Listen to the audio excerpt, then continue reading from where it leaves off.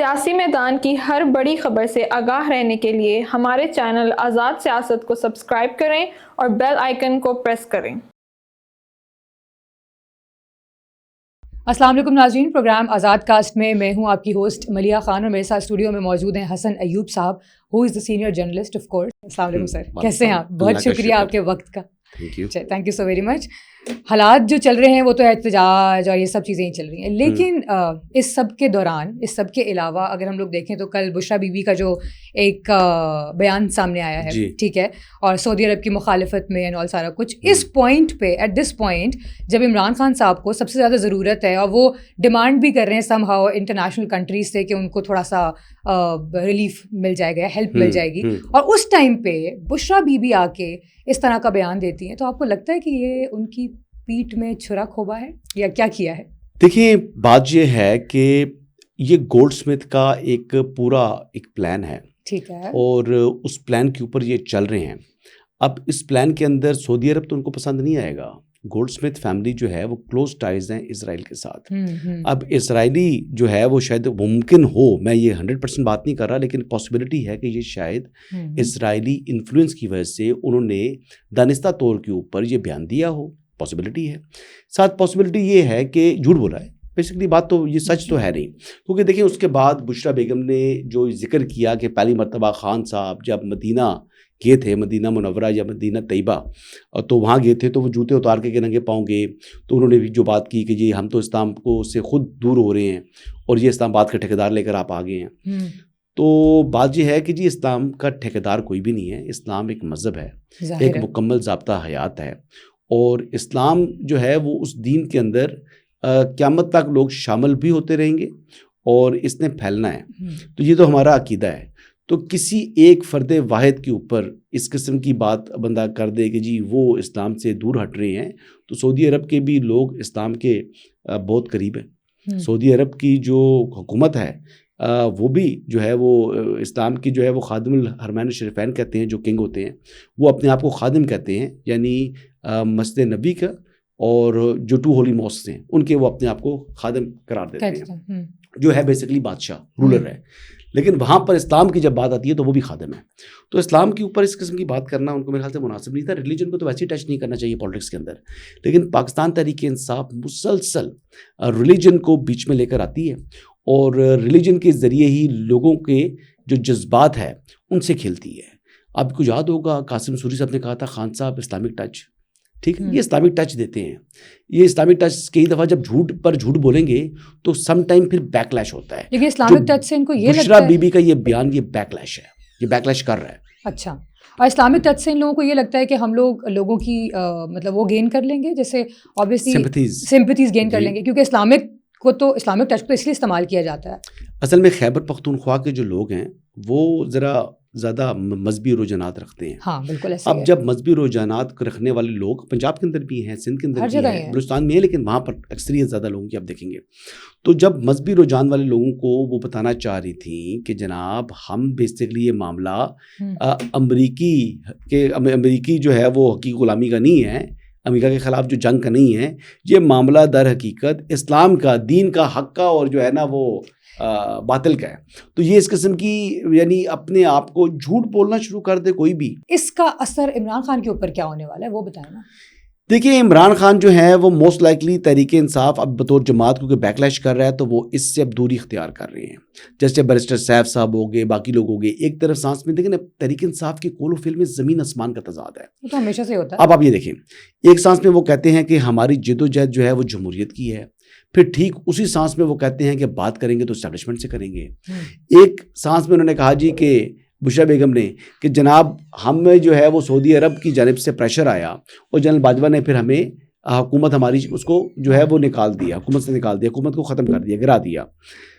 تو پھر تحائف جو ہیں جو آپ نے لیے اس کے بعد وہ کس طریقے سے کس طرح جسٹیفائی کرتے ہیں کہ بیان کو، اس بیان کو کس طرح جسٹیفائی کرتے ہیں؟ پھر آپ کو اگر پتہ لگ گئی تھی بات، آپ کے علم میں آ گئی تھی، جیسے وہ کہہ رہی ہے کہ ان کے پاس ایجنسیز تھی، ایجنسی نے بتا دیا، تو پھر آپ تحائف مت لیتے، اور لیے تھے تو توشہ خانہ میں رہنے دیتے۔ بیچنے کی کیا ضرورت تھی؟ وہ تحائف لیے بھی پھر بیچے بھی، اور مزے کی بات یہ ہے کہ انہوں نے ہوتا یہ ہے کہ توشہ خانہ سے آپ چیز لیتے ہیں، اس کے بعد آپ اس کو رسید جمع کرا کے ایکوائر کرتے ہیں, ایکوائر کرنے کے بعد آپ اس کو بیچتے ہیں.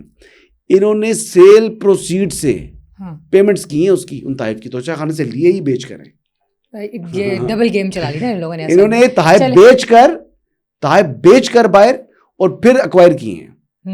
کبھی اس طرح ہو سکتا ہے؟ ایک چیز میری ہے ہی نہیں, میں نے بھیج دی, جب آپ نے بیچی آپ کی چیز تھی ہی نہیں تو آپ نے پھر بھی قانون کی خلاف ورزی کی. تو یہ ان کے پرسپیکٹو میں تو ان کو وہ تو یہی کہتے ہیں نا کہ اصل میں جو تحائف ہیں وہ ان کو ملے تھے, ان کے مطلب جیسے وہ کہتے ہیں نا ان کا ایک اقتدار تھا اس ٹائم پہ, تو ان کو نہیں, وہ ایز اے پرسن ان کو ملے تھے, تو وہ انہی کے تھے تحائف. وہ تو یہی کہتے ہیں نا بھائی, کہنے تھے جھوٹ کسی کے کہتے ہیں نا کسی دے پیود ہے. جھوٹ تو جتنا بولا جائے, جھوٹ جو مرضی بولنا چاہے, کسی کی باپ کا نہیں ہے. چلیں یہ تو ہو گیا, لیکن اس کے علاوہ یہ کہ اب ظاہر ہے کہ احتجاج کی بھی کال دی ہوئی ہے پی ٹی آئی نے, ٹھیک ہے, اور اگر ہم لوگ دیکھیں تو اسلام آباد ہائی کورٹ نے جو ہے وہ آرڈر دے دیے ہیں کہ احتجاج نہیں ہوگا, یا جس طرح سے بھی ہے. اس کے باوجود وہ سب اپنی تیاری میں ہیں. تو آپ, اور ہمارے یہاں پہ بھی اگر ہم لوگ دیکھیں تو اسلام آباد کے اندر بھی کنٹینرز اینڈ آل, یہ سب کچھ ہو ہی رہا ہے. تو آپ کو لگتا ہے کہ احتجاج ہو رہا ہے یا نہیں ہو رہا؟ دیکھیں 24 کی تاریخ کو پاکستان تحریک انصاف جو ہے احتجاج کرے گی. اصل میں وجہ کرے گی جی, کرے گی, کیوں نہیں کرے گی؟ یعنی آرڈرز آنے کے باوجود کرے گی. آرڈرز پہلے سپریم کورٹ میں اپنی ان رائٹنگ یقین دہانی کرائی تھی انہوں نے 25 مئی کو. پھر 25 مئی کو اسی یقین دہانی کو انہوں نے ہوا میں اڑا دیا تھا, وائلیٹ کر دیا تھا. یہ ایک ان کی آپ پاس دیکھیں نا ان کا. پھر 25 مئی میں جب ان کو کچھ نہیں کیا گیا, جب انہوں نے سپریم کورٹ کے آرڈرز کو وائلیٹ کیا تھا, تو پھر اس کے بعد انہوں نے 9 مئی کیا تھا اگلے سال. تو یہ ان کی حقیقت ہے. جب 9 مئی کے اوپر بھی جب ہماری عدالتوں نے ان کو شدید قسم کی سہولت کاری فراہم کر چکی ہے, اور 9 مئی کے بھی جو ملزمان ہیں, مرکزی ملزمان ہیں, ان کی یا تو ان کو ڈسچارج کیا جاتا رہا یا ان کی ضمانتیں منظور کرتے رہے. تو جب مسلسل اس قسم کی سہولت کاری جب مل رہی ہے, تو پھر اب بھی مل جائے گی. اب نہیں ملے گی. اب سہولت کاری تو نہیں ہے, لیکن اب آپ کیوں توقع کرتی ہیں کہ وہ ہائی کورٹ کے جو چیف جسٹس اسلام آباد ہائی کورٹ آنریبل جسٹس عامر فاروق صاحب کے فیصلے کو وزن دیں گے؟ انہوں نے اس فیصلے کو ہوا میں اڑانا ہے, کیونکہ وہ اپنے آپ کو لاڈلا پرو میکس سمجھتے ہیں, اور وہ ثابت کر چکے ہیں ماضی کے اندر. ہماری جوڈیشری نے جس طریقے سے عمران خان کو اور ان کی جماعت کو فیسیلیٹیٹ کیا ہے, اس کی نظیر دنیا کی جوڈیشل ہسٹری میں نہیں ملتی. اس کی نظیر کو دوسری نظیر دنیا کی, ایشیا کی بات نہیں کر رہا, دنیا کی کسی جوڈیشل ہسٹری میں نہیں ملتی. اس حد تک جو ہے انہوں نے اپنی پلکیں بچھا دی عمران خان کے لیے. دیکھیں جی 9 مئی میں میاں والی کا میں آپ کو معلوم ہے کہ پی ایف ایئر بیس کے اوپر اٹیک ہوا تھا. بالکل. اب پی ایف ایئر بیس کے اندر جو آپ کے ایئر کرافٹس تھے, فائٹر ایئر کرافٹس, ان کو ڈیمیج کیا گیا, دیوار توڑی گئی. اس سب کے باوجود میاں والی کے اندر ایک شخص بھی ایسا نہیں ہے جو اس وقت گرفتار ہو, اور ایک شخص بھی ایسا نہیں ہے کہ جس کو اس کے اوپر یہ کیس اس طرح کا چل رہا ہو. تمام کے تمام لوگوں کو جو ہے انہوں نے ڈسچارج کر دیا یا ضمانتیں منظور کر لی. تو بات یہ ہے کہ یہ لوگ بادر ہی نہیں کرتے نا ان لوگوں کے آرڈرز کو, اور اس طرح جی بہت سے ایویڈنس ایسے ہیں جو کہ ویژول ایویڈنس ہے. اس ویژول ایویڈنس کو وہ کہتے ہیں جی ہم اس کو ایویڈنس نہیں مانتے. وہی نا, اب ویژول میں نے کوئی جرم کر رہا ہوں, اس کی ویڈیو موجود ہے, اس کے باوجود کہیں گے جی کہ ہم ویژول ایویڈنس نہیں مانیں گے. تو جب تک وہ کیمرہ نہیں ہوگا جس سے وہ ویڈیو فلم کی گئی, تب تک ہم اس کو مانیں گے نہیں. بھائی فرانسک کرا لو نا, کیا فرانسک کی فیسلٹیز نہیں ہے؟ دنیا نہیں کرتی. برطانیہ میں ابھی ری ٹویٹس کے اوپر, ٹویٹ کسی کا ہے, خالی بیسکلی انہوں نے ایک جو ہے وہ ریسزم جو ہے وہ انہوں نے پھیلانے کے لیے وہ جو ٹویٹس کی ری ٹویٹس کیے, اس کے اوپر لوگوں کو سزائیں ہو چکی ہیں. ٹھیک ہے, دیکھیں ویسٹ اپنے ملک کے اندر تو پہ دے شو نو مرسی when it comes to basically rule of law, اس کو امپلیمنٹ کراتے ہیں ہر صورت. لیکن پاکستان کے اندر جب اس قسم کے ایشوز ہوں تو یہاں پر انسانی حقوق کے ٹھیکیدار بن جاتے ہیں. اور اس کے علاوہ اس دفعہ تو اس احتجاج کو جو لیڈ ہے وہ بھی بشرا بھی کر رہی ہیں. سنا کہاں کریں گی یار, چھوڑیں. ابھی میرے خیال سے بشرا بیگم جو ہے جو آبجیکٹیو لے کر آئی تھی, وہ اس جو پرومسز کیے تھے شاید اس سے وہ مکر چکی ہیں. تو دھوکہ دے دیا انہوں نے جن کے ساتھ ان کے ساتھ کوئی انڈرسٹینڈنگ تھی. تو ناؤ لیٹس تو کون کرے گا, واچ, دیکھیں کیا ہوتا ہے. ہوگا تو صحیح. بہرحال دیکھیں جی اس میں بڑی کہتے ہیں نا وہ there many steps between cup and lip. اس جو احتجاج 24 کا ہونے جا رہا ہے نا, اس میں بہت سی چیزیں ہوں گی, بہت سے ڈرامے ہوں گے. وہ میں نے ایک وہ شعر کیا کہتے ہیں, ابتدائی عشق روتا ہے کیا, دیکھیے آگے آگے ہوتا ہے کیا. ٹھیک ہے, چلیں ابھی دیکھیں. چلیں خیر 24 نومبر بھی کوئی دور تو نہیں ہے, 2 دن ہی باقی رہ گئے ہیں صرف. اچھا, اس کے علاوہ حسن صاحب ایک اور چیز, جو سینئر صحافی ہیں کامران خان صاحب, انہوں نے کہا ہے, اور ان کے مطابق کراچی کے جتنی بھی بزنس پرسنالٹیز ہیں انہوں نے جا کے آرمی چیف سے ملاقات کی ہے, اور سندھ کے اندر جتنی بھی کرپشن اینڈ آل یہ سب چیزیں چل رہی ہیں ان کے بارے میں بھی ان کو آگاہ کیا ہے. تو وٹ ڈو یو تھنک اس کے بعد پیپلز پارٹی کی جو حکومت ہے ان کے لیے کیا مشکلات ہوں گی, یا ان کو بیکلیش ملے گا کسی چیز کا؟ دیکھیں, بات یہ ہے کہ اس وقت جو بات کر رہے ہیں کامران خان صاحب, ان کی بات کی اہمیت 2% کی ہے. اچھا جی, یہ وہی کامران خان صاحب ہیں جنہوں نے army chief general Asim Munir کی جب اپوائنٹمنٹ کا موقع تھا اس ٹائم پے در پے 3 پروگرام کیے تھے. ٹھیک ہے جی, کامران خان نے 3 پروگرام کیے تھے, اور اس نے کہا تھا کہ متنازع شخص کو آرمی چیف لگانے کی ضرورت کیا ہے. اور بڑے جناب وہ ہر قسم کے جنرل فیض حمید کے ساتھ ہم آواز ہو کر, جنرل فیض حمید سے لائن لے کر, یہ شخص جنرل فیض حمید سے لائن لے کر یہ پروگرامز کرتا تھا دنیا ٹیلی ویژن کے اوپر. جی بالکل, میرے پاس خبر ہے, یہ کنفرم خبر ہے. میں یہ کہنے لگی. اچھا, اور اس کے باوجود اب اس کے بعد جب وہ آرمی چیف بن گئے تو اب اس سے بڑا آرمی چیف کی چاپلوسی کرنے والا دوسرا بندہ کوئی نہیں ہے. یہ ہے حقیقت اس شخص کی. اور سندھ گورنمنٹ کے ساتھ اس کا جو اختلاف ہے, جو وینڈیٹا اس کا ہے, جو بغض ہے, آج کا نہیں ہے, سالوں سے ہے, دہائیوں سے چل رہے ہیں. تو یہ اس پر یہ بات کر رہا ہے. پتہ نہیں کاروباری شخصیات نے یہ بات کی ہے یا نہیں کی. یہ شخص کہے کہ اللہ ہے کیا تو میں مان لوں گا, اس کے علاوہ اس کی کسی بات کو میں نہیں مانتا. اتنا جھوٹا آدمی ہے یہ کامران خان. ہاں, تو اس کی بات کی اہمیت 2% کے لیے اس پر تبصرہ بندہ کیا کرے. تو مطلب یہ جو انہوں نے بات کہی, آپ کو لگتا ہے کہ یہ بات تو ویسے ہی صحیح نہیں ہے, تو پھر میں بات ہی کیا کروں آپ سے؟ جی بالکل, ایسے ہی یہی بات ہے. آپ یہ جو ساری باتیں کر رہے ہیں حسن صاحب, مجھے تو ایسا لگ رہا ہے کہ جیسے آپ کا ان سے کوئی پرسنل پرابلم چل رہا ہے, کیونکہ نالائق کہنا, صحافی تو ہے نا, آپ کا کلیگ تو ہے نا, اور کچھ ہو نہ ہو. میرا کلیگ کدھر سے ہے جی؟ نہیں مطلب چلے ایک ہی نہ میں نے کبھی ان کے ساتھ کام کیا, نہ کبھی ان کے ساتھ کام کیا, نہ میری زمین سانجھی, نہ میرا کوئی کسی پراپرٹی میں ان کے ساتھ شراکت داری, نہ میرا کوئی وینچر, کوئی میری مخالفت, کوئی دشمنی نہیں ہے. میں نے صرف دیکھیں بات پتہ کیا ہے, میں تنقید اس شخص پر کرتا ہوں جس شخص کو لوگوں نے بڑے عزت دی ہو, پھر اس نے اپنی عزت نہ سنبھالی ہو. تو Kamran Khan is one of those guys جس کو اللہ نے عزت دی تھی, لیکن یہ اپنی عزت سنبھال نہیں سکا. جھوٹ کرتا ہے, چیزوں کو مینج کر کے, پروگرام بھی بائی ڈیزائن پیچھے سے, مطلب ایک ایجنڈا بیس پروگرام جب آپ کریں گے, یعنی آپ نے ملک کے سپہ سالار کی اپوائنٹمنٹ تھی, اس کے اوپر آپ ایک جنرل کے ساتھ مل کر جو رن میں تھا, آپ نے باقی ایک عزت دار شخص کی جو ہے وہ آپ نے کردار کشی کی موجودہ آرمی چیف کے بارے میں. آپ ان کے اوپر متنازع شخص بنا رہے تھے جبکہ وہ کنٹروورشل تھے نہیں. زبردستی ایک شخص کو آپ نے یعنی انفلوئنس کرنے کی کوشش کی. تو اس بات کے اوپر تو میری اس پر کرٹیسزم بنتا ہے نا ملیا, میرا ذاتی کوئی ایشو نہیں ہے. اور میں نے اس ٹائم کہا تھا جب یہ کر رہا تھا, میں نے کہا تھا یہ بات میں کرتا رہوں گا, ہر کچھ عرصے بعد میں کروں گا انشاءاللہ. اور اللہ تعالیٰ نے مجھے اہمیت دی ہوئی ہے, مجھے اللہ تعالیٰ نے اتنی جو ہے وہ توفیق دی ہوئی ہے کہ میں بات کر رہا ہوں, اور میں بات کرتا رہوں گا. اور آج خیال رکھوں گا نہیں, یہ بات میں ہمیشہ یاد دلاتا رہوں گا کامران خان کو جو اس نے کیا ہے.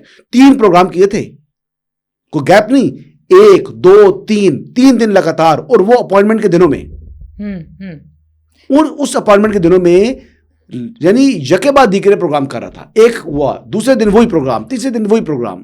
لیکن اس کے باوجود اس کی کہیں نہ کہیں تو کریڈیبلٹی ہے, تبھی تو وہ ابھی آج تک بیٹھا ہوا ہے. کہاں بیٹھا ہوا ہے؟ مجھے تو نظر نہیں آ رہا.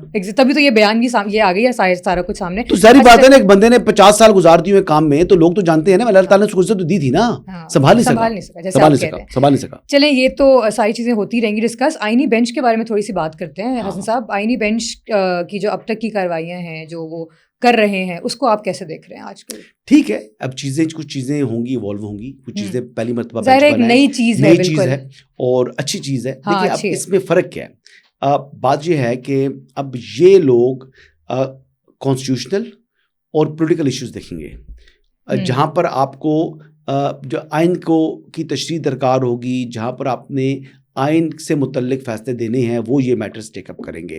اور جو باقی جو ججز ہیں سپریم کورٹ کے, وہ بھی جو ہے وہ بیسیکلی عام روزمرہ کے مقدمات کی سماعت کریں گے, بشمول chief justice supreme court of Pakistan. لیکن یہ ٹرم کے لیے ہیں, یہ 2 ماہ کے لیے آئے ہیں. 2 ماہ کے بعد ہو سکتا ہے روٹیشنل ٹرم میں چینج ہو جائے, دوسری ججز آ جائیں.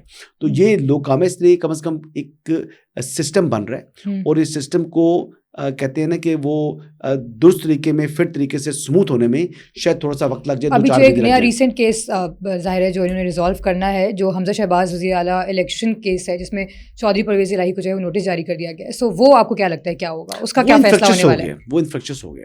اچھا, وہ بیسکلی اس میں کرتے ہیں لیگل ٹرم اس کو کہتے ہیں doctrine of past and closed transaction. ٹھیک ہے, doctrine of past and closed transaction. تو یہ انفیکشس اپلیکیشن ہے, اس پہ کچھ نہیں ہوگا. نوٹس کر دیا, نیکسٹ ہیئرنگ پر وہ آ کر تو اس کو ختم ہی کر دیں گے, کیا کریں گے, بس ہو گیا.